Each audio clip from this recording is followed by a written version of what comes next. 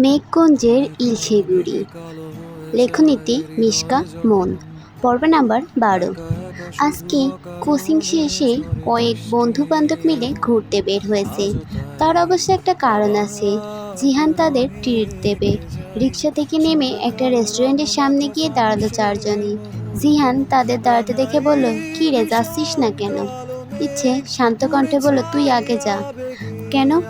ইচ্ছের মুখের কথা কেড়ে নিয়ে জিনিয়া বলল, যদি তুই ভেগে যাস তখন? জিহান কথা বাড়ল না, বিরক্ত নিয়ে ওদের দিকে একবার তাকিয়ে আগে আগে হাঁটতে লাগলো। রেস্টুরেন্টটা 4 তলায়, তাই সবাই গিয়ে লিফটে উঠল। 4th ফ্লোরে গিয়ে আগেই বেরুলো জিহান। ভেতরে ঢুকবে এমন সময় ইচ্ছে ডাক দিয়ে বলল, আরে তুই আগে ঢুকছিস কেন? তো কি করব? ওহি বলল, কাছের দরজাটা ধরে রাখ, আগে আমরা ঢুকবো। জিহান সবার দিকে একবার করে তাকিয়ে বলল, বললেই হয় পারিস, দরজা খোলার মতো শক্তি নেই, এত প্যাঁচাতে হবে কেন? জিনা মুখ ভেঙচি দিয়ে বলল, তোর অত ভাবতে হবে না, যা বলছি তাই কর। সকলে ভেতরে গিয়ে বসে পড়ল।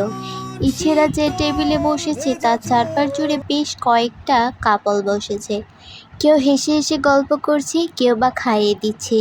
এসব দেখে ইচ্ছে মুখ ভেঙিয়ে বলল, দেখছিস কত ঢং?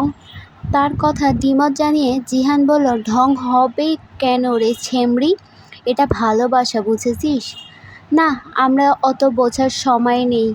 জিহান আফসোসের সুরে বলল, আহারে, আমার যদি একটা বউ থাকতো মাথায় তুলে রাখতাম, কিন্তু কি কপাল, জীবনে একটাও মেয়ে পেলাম না, সিঙ্গেলই থেকে গেলাম। ইচ্ছে তার কথা শুনে দাঁত কেলিয়ে বলল, আমি কিন্তু পিওর সিঙ্গেল। জিহান বড় বড় করে তাকিয়ে হাত দুটো একসাথে করে বলল, মাফ কর বোন, বান্ধবীরা হচ্ছে উন্নত জাতের প্রাণী, এদের বিয়ে খেতে হয়, দেখতে হয়, বিয়ে করতে হয় না।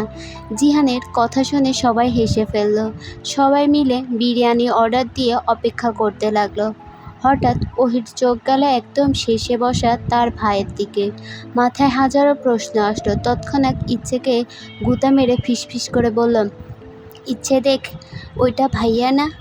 ওহির কথা শুনে সেদিকে দৃষ্টিপাত করল ইচ্ছে। হ্যাঁ, কথা সত্য, শুভ্র রঙের পাঞ্জাবি পরে বসে আছে এমপি মশাই। তবে অবাক হলো তার পাশে বসা পায়েল খন্দকারকে দেখে। ইচ্ছে উঠে দাঁড়ালো। সবাই একসাথে বলে উঠল, কোথায় যাচ্ছিস? দাঁড়া, এমপি মশাইরে একটু জ্বালিয়ে আসি। ওহি মুচকি হেসে সম্মতি দিল।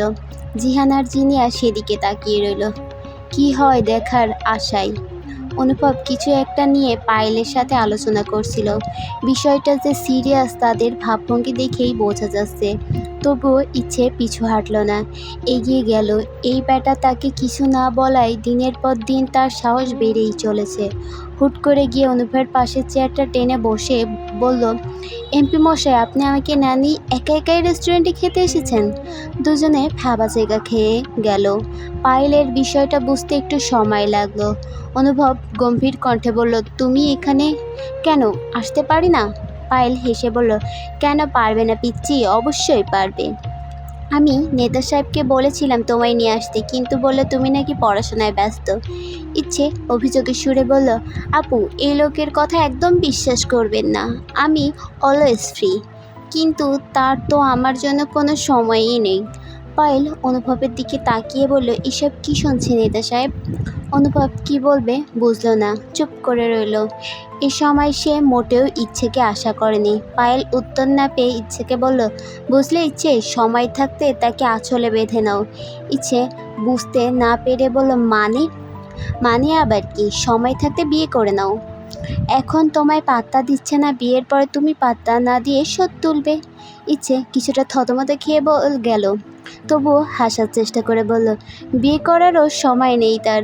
পায়েলকে কিছু বলার সুযোগ না দিয়েই অনুভব তার দিকে তাকিয়ে গম্ভীর কণ্ঠে বলে উঠল, কে বলেছে সময় নেই? চলো মেয়ে, আজকেই তোমায় আমি বিয়ে করব, তারপর 24 ঘন্টা শুধু তোমাকেই সময় দিব। ইচ্ছে চট করে উঠে দাঁড়িয়ে বলল, না না, আজকে আমি ব্যস্ত, অন্যদিন বিয়ে করব, কেমন? বড় বড় ধাপ ফেলে চলে গেল। পায়েল সেদিকে তাকিয়ে হেসে বলল, পিচ্চিটা কিন্তু ভীষণ দুষ্টু, নেতা সাহেব দেখে শুনে রাখবেন। অনুভব মুচকি এসে বলল, অবশ্যই। এখন আমরা আবার আলোচনা শুরু করি। আচ্ছা, শুরু করুন। ইচ্ছে হাঁপাতে হাঁপাতে গিয়ে টেবিলে বসলো। এত সময় সবাই তাকিয়ে থাকলেও তাদের কোনো কথা শুনতে পায়নি, শুধু তাকিয়েছিল। তাকে এভাবে হাসতে দেখে জিনিয়া বলল, কী রে, তোর কি ওই ব্যাটারে দেখে হাঁপানি উঠে গেল? তুই চুপ থাক বেরি। এবার ওহি জিজ্ঞাসা করলো, কি হয়েছে রে? ইচ্ছে থতমত গলায় জবাব দেয়, তোর ওই খুশিটা ভাই এত চালাক কেন রে? কেন, কি হয়েছে? ইচ্ছে সব খুলে বলতেই সবাই এক দফা হাসলো। জিহান তো বলেই বসলো, যাই বলিস, এই বেটা এমপির সাথে কিন্তু তোরে সেই জমবে। তুই চুপ থাক ফাজিল। খাওয়া দাওয়া শেষ করে যে যার গন্তব্যে চলে গেল। বিকাল ফুরিয়ে সন্ধ্যা নামলো বলে হোস্টেলে ফিরেই ফ্রেশ হয়ে বাড়িতে কল দিল। বেশ কিছু সময় কথা বলল। দুজনেই পড়তে বসলো। পড়াশোনার সময় পড়াশোনা আর বাদরামির সময় বাদরামি। ওহি পড়তে পড়তে হঠাৎ বিরক্ত হয়ে বলল, ইচ্ছে একটা কবিতা শোনো তো। ইচ্ছে সাথে সাথে দাঁত কিলিয়ে বলল, ছোটবেলায় স্যারের বাড়ি খেয়ে শিখেছি জ্যামিতির অঙ্কন। আমার বান্ধবী প্রেমে পড়েছে সেই ব্যাডার নাম রঙ্গন। ওহি কিছুটা লজ্জাবোধ করলো, তাই কপট রাগ দেখিয়ে বলল, চুপ, উল্টো পাল্টা কথা বলবি না। গরুর হয়েছে 3টা বাচ্চা, আমার বান্ধবী পাচ্ছে লজ্জা। ওহি বিরক্ত হয়ে বলল, তোর আর ওই ব্যাডা রঙ্গনের কারোরই কোনো লজ্জা সরম নেই। তোরা কি নিজেই ভাই বোন নাকি বলতো? ইচ্ছে ভাব নিয়ে বলল, শোন, লজ্জা না থাকা বড় মনের পরিচয়। ওহি অবাক কণ্ঠে শুধায়, মানে? এই যে যাদের লজ্জা শরম কম থাকে তারা কারোর কথাই কিছু মনে করে না, খুব তাড়াতাড়ি সবাইকে মাফ করে দেয়। আর মাফ করে দেওয়া কিসের লক্ষণ জানিস? তাকে বলার সুযোগ না দিয়ে ওহি বলল, বড় মনের। ইচ্ছে ওহির পিঠের ওপর থাপ্পড় মেরে বলল, দেখেছিস আমার সাথে থাকতে থাকতে তোর কত বুদ্ধি হয়েছে। বেশ কিছু সময় গল্প করে ইচ্ছে আবার পড়ায় মন দিল। ওহি সামনে বই নিয়ে মনে করলো সেই দিনের কথা। রঙ্গন হসপিটালে রেখে আসার পর ওহি তাকে কল করেছিল। হ্যালো, শুনছেন? বলো, শুনছি। কেমন আছেন? খুব ভালো, পার্টি করছি। ওহি হতভম্ব হয়ে বলল, কিন্তু আপনি তো অসুস্থ হসপিটালে। রঙ্গন বিরক্ত হয়ে বলল, জানিসই হসপিটালে আছি, তবুও কেন জিজ্ঞেস করছিস কেমন আছি? ওহি স্বাভাবিকভাবে বলল, বলতে চেয়েছি এখন কেমন আছেন, যেমন দেখে গিয়েছিস। আপনাকে কে মেরেছিল? তোর ভাই। অসম্ভব, আমার ভাই কাউকে আঘাত করে না। রঙ্গন হাসলো, বলল, এত বিশ্বাস? অবশ্যই। ভালো। ওহি কিছু একটা ভেবে বলল, আচ্ছা একটা কথা বলুন আমাকে, কেউ খুন করতে চাইলে আপনি তাকে কি করবেন? ওহি এমন কথায় রঙ্গন হাসে। মাথার উপর ছাদের পানে চেয়ে স্বভাবসুলভ ধোঁয়া উড়াতে উড়াতে ভাবলেশহীন শীতল কণ্ঠে বলে ওঠে, খুনিটা যদি অন্য কেউ হয় তাহলে পরপারে পাঠিয়ে দেব। আর খুনিটা যদি তুই হোস তবে বিয়ে করে রঙ্গনের রংবিহীন কোঠরে নিয়ে গিয়ে বলবে, নে এবার মার।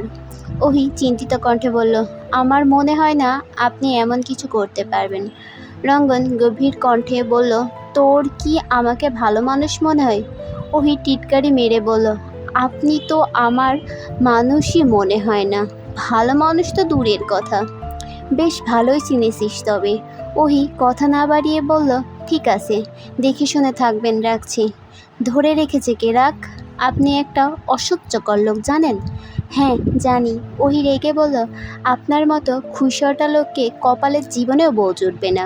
রঙ্গন খুব জোরে হেসে উঠল। শোন, তুই যদি মনে করিস এই কথার বিপরীতে আমি তোকে বলবো, তাতে কি বউ না পেলে তোকে বিয়ে করব, তাহলে ভুল ভাবছিস। কারণ বউ পাই না বিয়ে পাই বা না পাই, বিয়ে আমি তোকেই করব। ওহি রেগে বলল, আপনার সাথে যদি আমি আর জীবনে কথা না বলি তাহলে? রঙ্গন গম্ভীর কণ্ঠে বলল, তাহলে তোর ভাইয়ের নামটা পাল্টে রাখবো। ওহি আশাহত হয়ে ঘুমন্ত ইচ্ছের দিকে তাকায়। এই দুটো সবসময় তার ভাইকে টানবেই। এই শয়তান দুটো তাকে পাগল বানিয়ে পাগলাগারোতে না পাঠানো পর্যন্ত বোধহয় শান্তি পাবে না।